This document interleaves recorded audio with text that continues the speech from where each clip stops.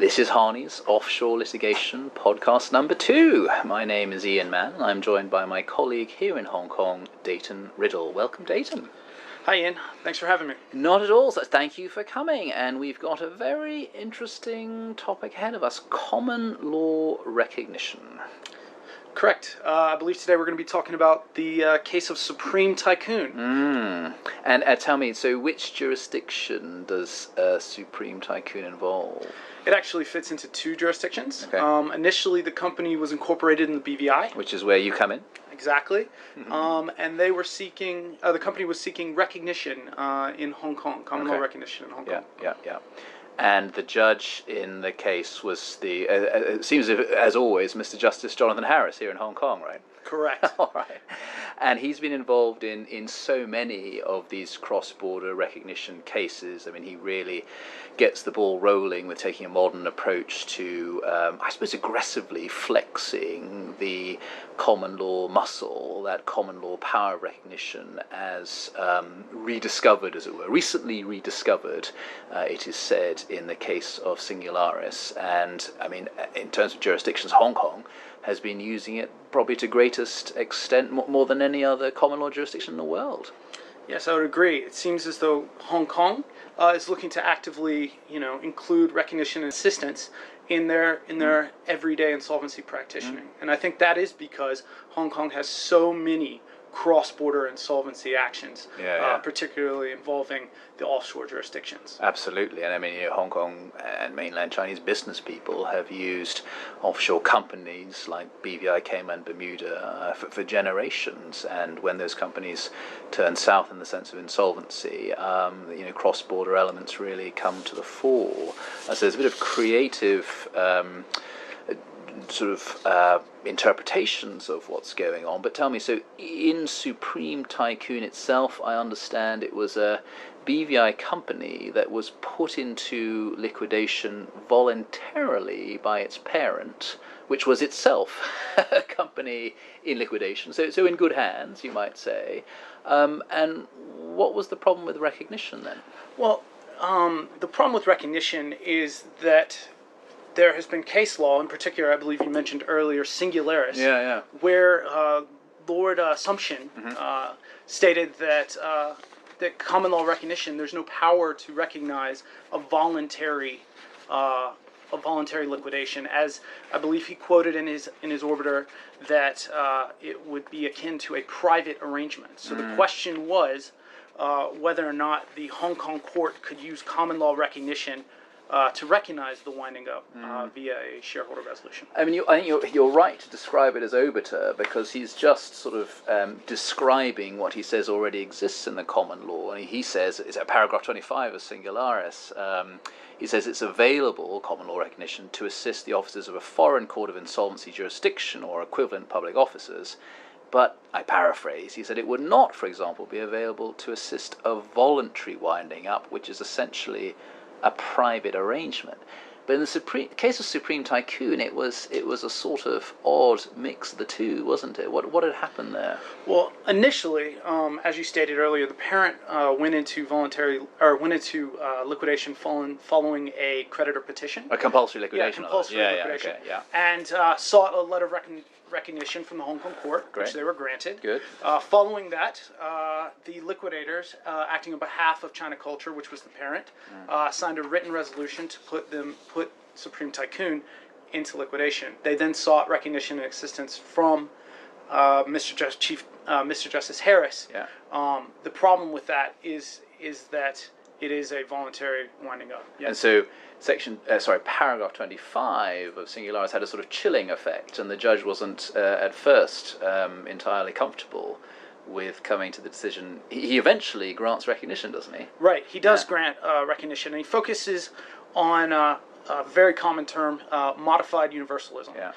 He focuses on the fact that Supreme Tycoon was a winding up that appeared to be a collective insolvency in nature, that focused on the collective enforcement of debts for the benefit of a general body of creditors.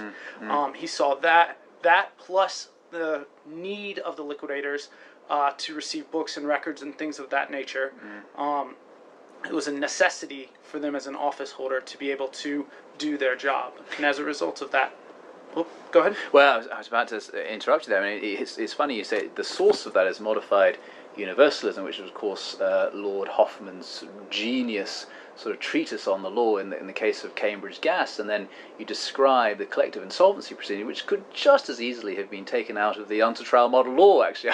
These are principles that will be familiar to people from many jurisdictions.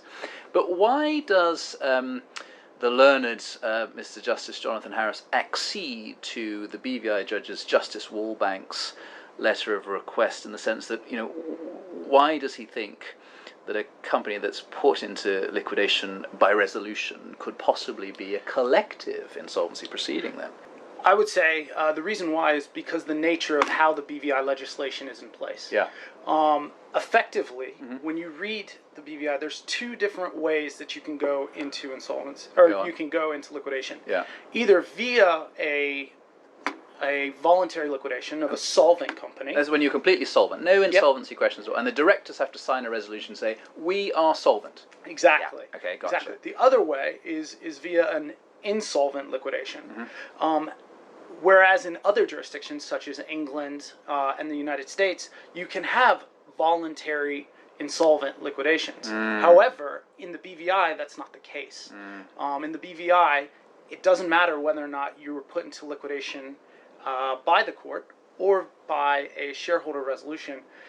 The overall process is that it will be a court-supervised liquidation. If insolvent. If insolvent, correct. Yeah. So that, and in fact, I mean, I've done a bit of research, so you wouldn't show me up too much, Dayton. But it all started, you'll be too young to remember, with the English Companies Act 1862. Yeah, I don't remember that. And in that act, there were essentially, that was the genesis of there being three forms of liquidation. You have this, the compulsory liquidation, one sharp end of the spectrum. You have voluntary liquidations, and then you have liquidations that where a supervision order is made over the winding up, essentially insolvent, of course, liquidations.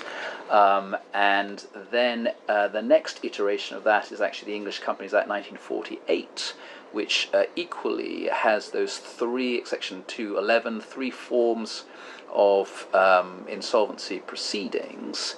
That all changes in England in 2006, by the way, but in 1986, by the way, in the 1986 Insolvency Act. But the BVI does it slightly differently. So, I mean, the key to all this, surely, is whether or not you have a collective insolvency proceeding. There's someone sensible in charge, by which I mean maybe a court officer, but certainly a qualified insolvency practitioner or the like, running the proceedings. Correct. Such that the court that's received the request to cooperate under common law assistance can say, yeah, this, however it started, it's now within a process that we understand to be collective and insolvent, right? Correct. And it even goes a little bit further with the BVI, because if the company enters into a voluntary liquidation, and the insolvency practitioner or liquidator determines that the company is, in fact, insolvent, they're required to call a creditors meeting within 21 days and effectively run